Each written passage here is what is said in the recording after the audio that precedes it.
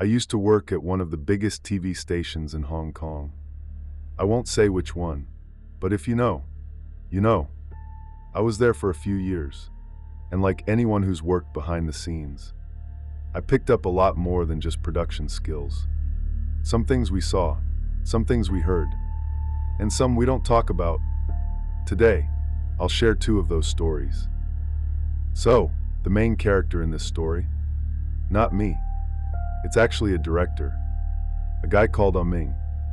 Ming was one of those people, super hardworking, super detail-oriented, always running around, checking everything, making sure nothing went wrong.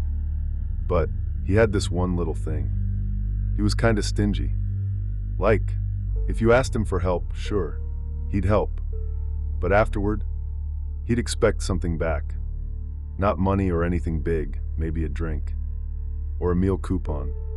And if you didn't give him anything, oh, you'd hear about it. Hey, that guy asked me for help and didn't even say thanks. Now, he mainly worked on live shows, which, if you've ever done it, you know how crazy that is. You write the script, shoot everything, and air it, all in the same day. Every second counts. Sometimes he didn't even have time to go to the toilet.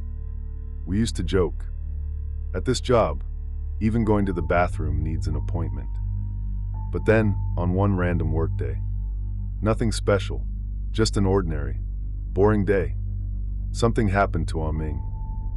One day, the air was super dry and dusty, the kind that makes your nose itch just by breathing. A lot of people in the office were sneezing nonstop and sniffing like crazy.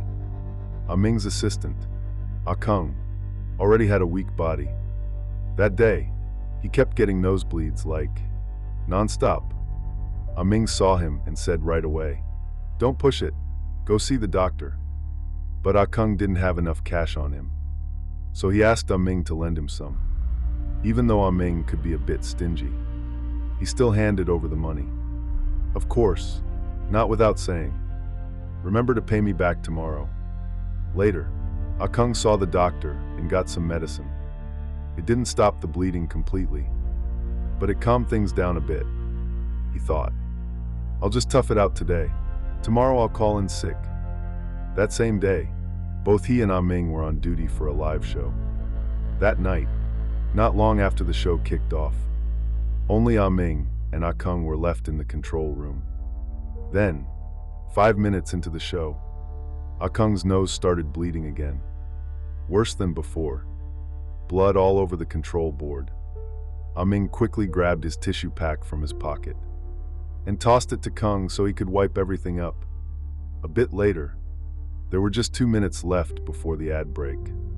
Breaks during live shows? Only about 3.5 minutes. And that's when it hit him. Ming got this sudden, sharp stomach pain. Like cold sweat. Can't wait another second kind of pain. But it was live. He clenched his jaw and held it for 2 painful minutes. As soon as they cut to commercial, he yelled, "Hey, cover for me. I'll be right back." And he ran to the bathroom. Kung just stood there, panicking. "Wait, what? Cover the show? I've never directed in my life." Over on Ming's side, he finally made it into the toilet. As soon as he sat down, he let out all the pressure and his whole body relaxed. But he didn't forget the live show was still going, and there were less than 2 minutes left. After finishing, he was about to stand up and then realized there was no paper. He suddenly remembered. He had just given his whole pack of tissues to Kung for the nosebleed. He didn't have a single sheet left. He checked the toilet paper holder. Empty. Not even a scrap. He froze for 10 seconds, completely unsure what to do. Time was ticking, and Kung definitely couldn't manage the live show alone. Ming thought, "Forget it, I'll just go." But just as he was about to stand up, a woman's voice came from the next stall. "Do you need tissue?" Then, a pale hand slowly reached out from under the stall divider, holding a full roll of toilet paper. Ming thought, "Wow, who's so kind?" Without thinking too much, he took the paper, cleaned himself up, and went out to wash his hands. As the water ran, that same woman's voice spoke again. This time soft, almost playful. All clean now, right? Ming felt something was off, but still answered politely. Yeah, thanks a lot. He was just about to leave, when suddenly a thought hit him like a shock. Wait, isn't this the men's toilet? Why would there be a woman's voice? He looked around. There were urinals. Definitely the men's room. And by that hour, all the janitors were already off shift. Ming suddenly felt a chill in his chest. Still, he forced himself to walk over to the next stall. He peeked inside, no one.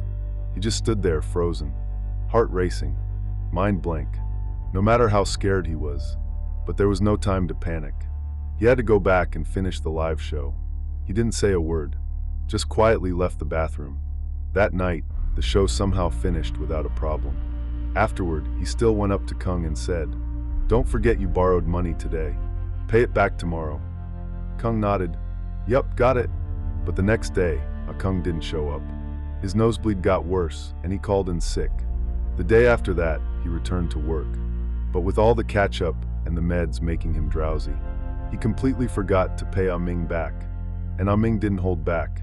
Ming saw him and exploded. "Didn't you say you'd remember? Borrowed money, and now acting like it never happened? What kind of person are you?" Kung apologized and paid up right away. He didn't say another word for the rest of the day, just quietly finished his work and went home. That night, he fell asleep the moment he hit the bed, and had a very clear, very disturbing dream. He was back in the men's toilet at work. The air was damp, cold. The lights flickered above him. He sat frozen in the stall, just like that night. Then, without a sound, the door slowly creaked open. A woman in a red dress stood there. Hair covered her face. In her hand, a roll of toilet paper. She didn't move, didn't smile, but her lips began to move. "People pay back money. But tissue? You used mine, shouldn't you pay for that too?" Ming tried to speak, but his mouth wouldn't open.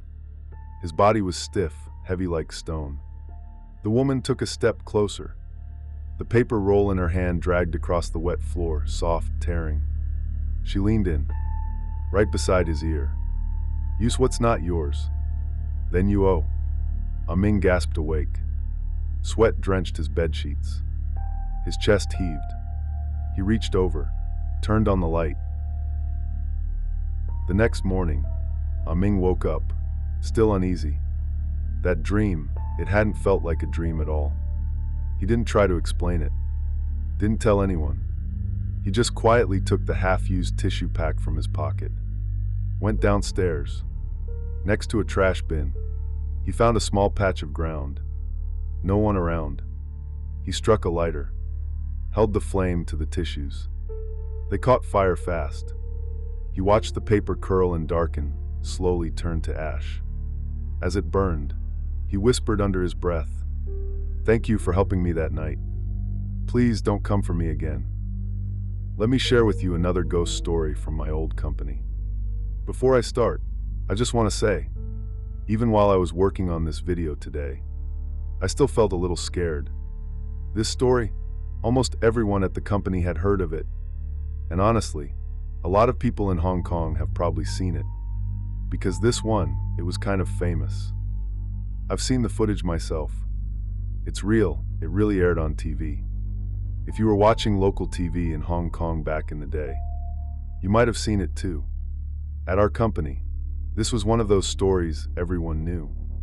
It happened back in the 1990s, and it's still remembered today. An unforgettable recording incidents. One day, the company was recording a new episode for one of its shows. The content was simple. It was just an interview with a very popular Hong Kong band at the time. The structure was straightforward. A few questions, casual conversation. Nothing fancy, no complicated editing needed. So the director in charge turned to his new production assistant, a guy named Chun, and said, "This one's easy. Why don't you handle the editing by yourself? Treat it as practice." Chun agreed. He figured, it's not a big deal. I can manage this on my own. But what he didn't know was that he was about to go through something very unusual. even though it was Ah Chun's first time editing a full show by himself. He was a bit lazy. The interview felt so simple. He figured there was no way anything could go wrong. So he didn't double-check the details. He just edited quickly and handed it in. A week later, the episode aired on TV as usual. But the very next day, Ah Chun got a phone call from the director. The second he picked up, the director snapped. "Did you even watch the episode before it went out?" Ah Chun froze. "What happened?" The director sounded pissed. "You didn't see it? There's a person sitting in the background." Ah Chun was completely confused. He remembered clearly. After the shoot, they had cleared the whole set. There was definitely no one sitting in the back during the interview. To get to the bottom of it, the three of them, Ah Chun, the director, and the producer, went back to the office to rewatch the episode. And sure enough, in one of the fixed wide shots, they saw it. A person, sitting quietly in the back of the studio, head lowered, not moving at all. All three of them stared at the screen, feeling the hairs on their arms stand up. But the one who reacted the strongest was the producer. He had been with the company for over 20 years. And when he saw the figure on screen, "I know who that is." Ah Chun and the director turned to him, waiting for him to continue. The producer finally said, "That's one of our old hosts, but he's been gone for years. That host used to be one of the station's most famous presenters.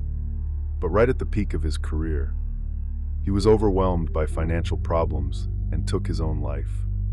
The creepiest part?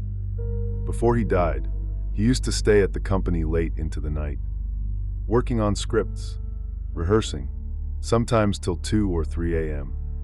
The producer said, "I worked with him on so many shows. I'd know that face anywhere." At that moment, Ah Chun felt chills crawl up his whole body, because the clip in question, that interview they filmed, was shot years after the host had already passed away. But the footage was real. No one had added anything in post. That frame aired on television. Hundreds of thousands of people saw it. Afterward, the rumors exploded inside the company, and many viewers in Hong Kong said the same thing. "I remember that shot that I saw it when it aired." Even today, you can still find screenshots of it online. And later, a few staff members claimed they had seen the host around the office. How many truly saw him? No one knows. But that moment, that single frame, was definitely captured on camera. Let me ask you something. Did you like this story? If you thought it was creepy but kind of meaningful, why not leave me a comment and let me know? Because I still have many more ghost stories that have been passed around the TV station for decades.